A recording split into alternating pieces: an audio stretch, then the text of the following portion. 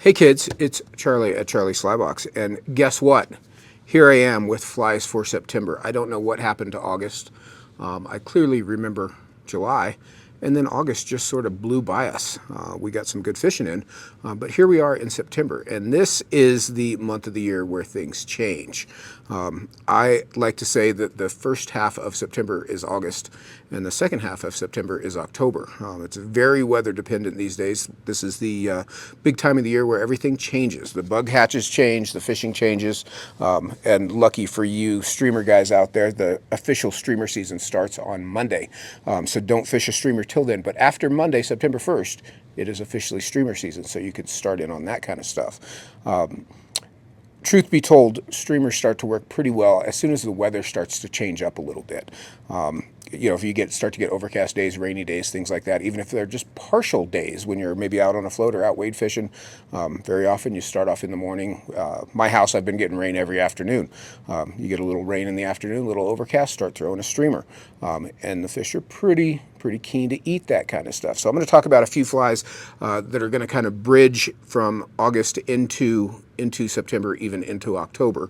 And to carry over on our August stuff, September is not too late to fish a terrestrial still. So all that terrestrial stuff, the bee, the beetles, things like that you got last month are still very viable flies this time of year, especially the first half of the month before things start to change up and get cold out here. But to talk about the streamers first, because I just like streamers more, Max and I were just talking about this fly. This fly is Dennis Collier's bread and butter bugger. This is a little cream-colored woolly bugger, and this was sort of Dennis's variation on a fly I used to tie way back when that was very simple, just a gold woolly bugger. And that fly has sort of become a legend in its own right, as simple as it is. And this one, honestly, I think is even a little better because it's the right color. What this fly looks like to the trouts is a baby brown trout. You know, those light-colored streamers look like the belly of a baby brown trout, which there's 9 million of in all of our rivers out here. But the other thing about this fly is this is, I think, probably a size 6 is what Max has selected for me here. It's got a cone head on it, it's got some weight on it. But what this is in a size 6 is a small size streamer. That sounds big in a size 6, but when you compare this to every other articulated fly on earth, this is even a baby gonga. This is smaller than, maybe right at the same size as, but a smaller bite, which doesn't take quite the commitment for them to eat. This is a fly I've fished a lot. I've got dozens and dozens of these in my box, along with those old school gold woolly buggers. That's a great fly, and that's one that gets overlooked. It gets overlooked here in the shop. We all talk about it, but we don't really talk about it to people. So hey, people, we're telling you about the bread and butter bugger. You should have some of these. This is a great fly. Like I say, if you start to get that overcast in the afternoon, especially if you're on a float, this fly fulfills all my requirements. It's heavy, it's easy to cast, it is light colored, so you can be greedy and watch them eat it. For you voyeurs out there, is that a voyeur? I think it's a voyeur. If you like to watch, you're a voyeur. If you like to show that, If you like to exhibitionist, yeah. If you like to be watched, it's different. See, you learn all kinds of things in these videos, and of course, Max knew the answer to that. So for you voyeurs out there, this is a great fly. If you like to watch him eat it, really is a great fly. That's my old friend Dennis Collier. I haven't seen in a long, long time. Hope he's doing well. But that is a fly that you should go throw in September here. I'm going to bring you even a little further back to another fly that everybody has overlooked, and I've kind of started to get these youths on this train, and this is a regular old school unweighted muddler minnow. Super overlooked. None of you have these in your box unless you're an old guy like me, probably. None of you youths have got them in your box, but you're all going to run in here and grab some because this is a great fly to throw behind another streamer. You know, a vanilla bugger with or bread, we used to call this a vanilla bugger.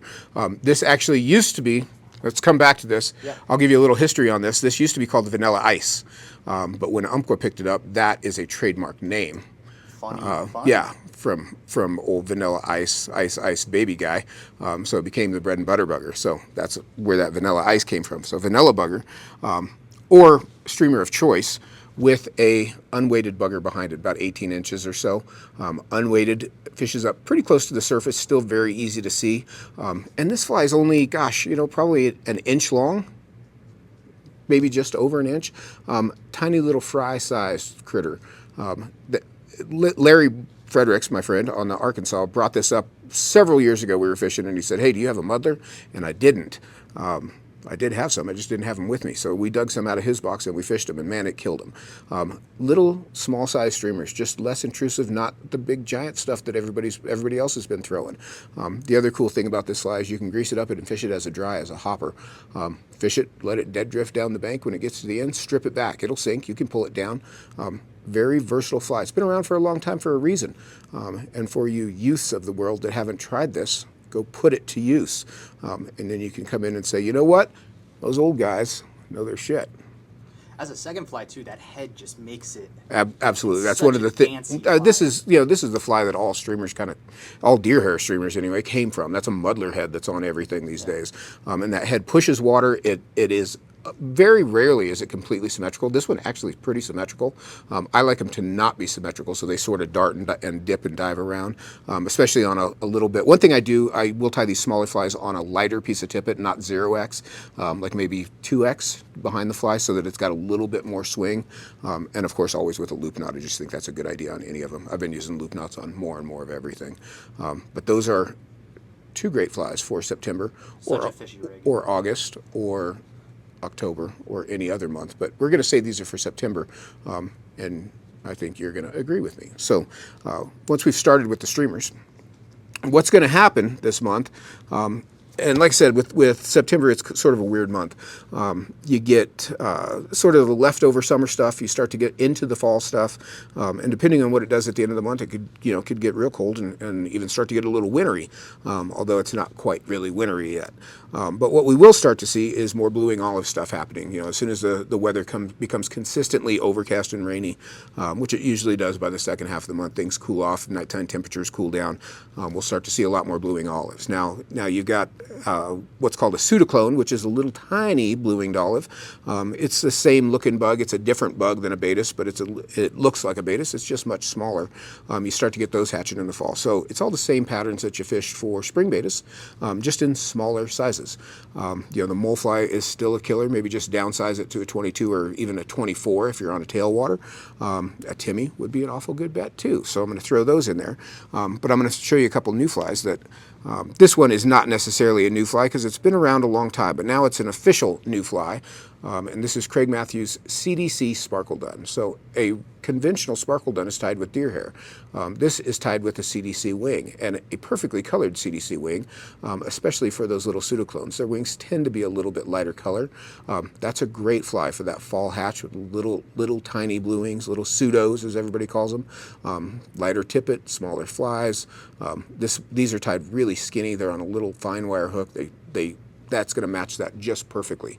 So like I say, the fall baetis, the fall mayflies, blue-wing olives that you see, in a lot of cases are not the same bug you saw in the spring. They still look the same, but they're a little skinnier, a little smaller.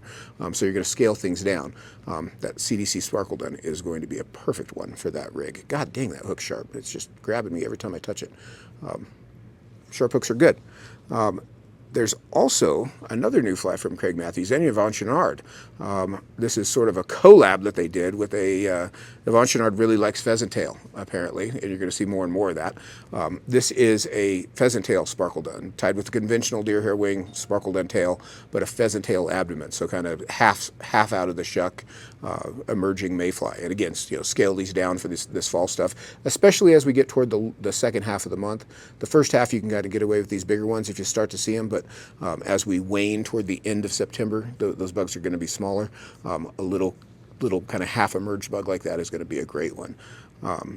I find, as the water drops and water gets low, you start to get good hatches, but then the fishing gets a little bit more technical. You don't have the same amount of water in the river.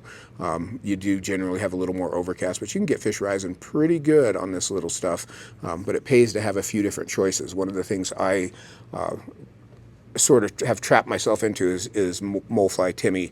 I kind of use those two, and if they don't work, I figure that I just don't want to catch that fish. It's a good idea to have a few different options in your box just to be able to change it up a little bit. That pheasant tail sparkle dun would be a good bet.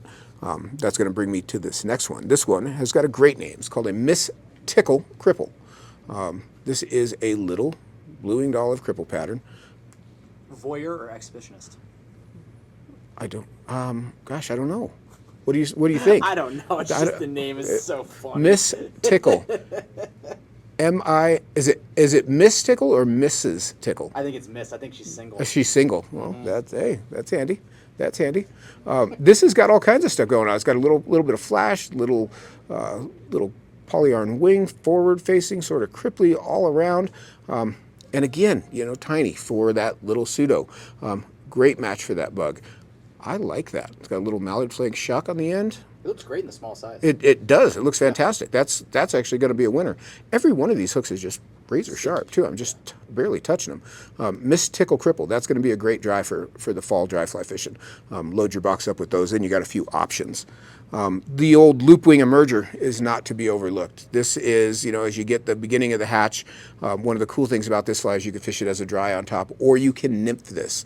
It's a CDC loop wing, but you can fish this under the surface. And this, as those bugs come up and start to get their wings kind of popping out, but didn't quite get to the surface yet, you can nymph this before the hatch, and then during the hatch, pull off your split shot, pull off that dang indicator. People still use those? Take off that indicator and dry it out and fish it dry. Really a pretty easy fly to see. Very cripply looking, really an effective pattern. That one's been around a long time, but that's one of my favorites for fall technical dry fly fishing. That's a gray color. It also comes in olive. Not to be overlooked, especially the first half of the month, small caddis. We still, like I say, have kind of the leftover summer stuff before we start to get into the preseason fall stuff. So a small size 18 caddis. I like a Hellion caddis, of course I do. Small X caddis would be a good bet also. Size 18 tan or olive. Hellion caddis for those little caddis. Still, you see them in the evening. Sometimes you'll see them in the bright of the day. But having a smaller size caddis is going to be something that you want in your box this time of year. You'll see fish eating caddis, and they're probably not the size 14 elk hair caddis that you were able to get away with all summer. In the fall, you need to scale that down a little bit. Something that floats a little bit lower. A little more appropriately sized. I've had some great fall caddis fishing if you're in the right place at the right time. And you'll see them, and when you get out on the water, there's oftentimes 10 million of them in the air, but they're just smaller. So don't be fooled to say that's a caddis like I always fish. It's not a size 14. It's a much smaller, little skinnier, lower floating, just more technical type of fishing. And that's probably what I would say overall is the difference in September and August. July, August, you've got more water, bigger bugs, big variety. Fish are opportunistic and eating things. Things start to kind of slim down. Not as many menu options for the fish. So you've got to kind of match it up to whatever the appetizer of the day is, and generally it's going to be smaller and lower floating to meet with any sort of success. Hellion caddis, and then it's getting to the time of year where you could nymph fish if you wanted. I don't want to, but I know some of you like that sort of thing. And I am going to judge you. I just won't do it out loud. I probably will. But if you were going to nymph, you should have a few little Baetis nymph emerger patterns. This is a Huckleberry Thunder. If I can get him in my finger here. This is like a chocolate thunder, but in huckleberry color, which is purple for those of you who don't know what color a huckleberry is. Just a little purple foam back emerger. That is a great, simple little fly. It's been around in a lot of colors for a long time. The chocolate thunder is a huge, I don't even know how many of those we sell every year, just piles of them. The purple version is a little attractor version, and it's pretty dark. It's got a red wire rib on it. It's a pretty dark fly, but great little tiny, skinny, slim, not overdressed little Baetis emerger. Great fly. You can fish this behind a dry. It's got that little foam piece on it. That's not really enough to float it, but it is enough to keep it up close to the surface. You could fish it behind any one of these dries because it's unweighted. But if you've got fish rising in the surface film, that's a good one to go to as well. Or you could ruin it all and put a couple split shot in front of it. Or as Max now likes to do, is put a giant Pat's rubber leg on the bottom in his drop shot rig with a swivel and a piece of 40-pound whatever that thing is. Dirty, dirty, dirty. Yeah, and apparently he is an exhibitionist because that is all featured on a video, also on this channel that you'll have to go find yourself. Huckleberry Thunder, good fly. You should use it. Try to use it in the upper water column just so you don't seem so dirty. I'm going to come back to this one here. So this is Mark Angler's old WD-40. This fly is probably as old as I am. Maybe not as old as I am. It's probably not. I remember when these first came around, I'm going to say in the late 80s, I think is when that was. Mark Angler works for Duranglers. He's one of the fishiest guys on earth. This was, I think, originally a San Juan pattern. Super simple, great guide fly. I used to tie a lot of these commercially. I don't even want to say how many, a billion of them, but it was a great fly for that kind of thing because it's quick and easy to tie. The thing that makes this work, and the thing that makes so many flies like this work for so long, you know, flies, bar merger is another great example. Flies that have been around for 30, 40, 50 years that still catch just as many fish as there's nothing sparkly on it. There's nothing out of the ordinary. It's not fat. It's just a skinny little bug. Looks like a mayfly nymph. Not much to it. And that sort of bland, unseasoned, dull, I don't know, pattern theme is a good thing to have as water starts to drop and fish get a little pickier. All that flashy stuff that worked all summer when the water was big, they get a little wise to. There's not enough water to hold it up, and they've got to just kind of, you know, be selective about what they eat. That's a great fly to put to use in that sort of a situation.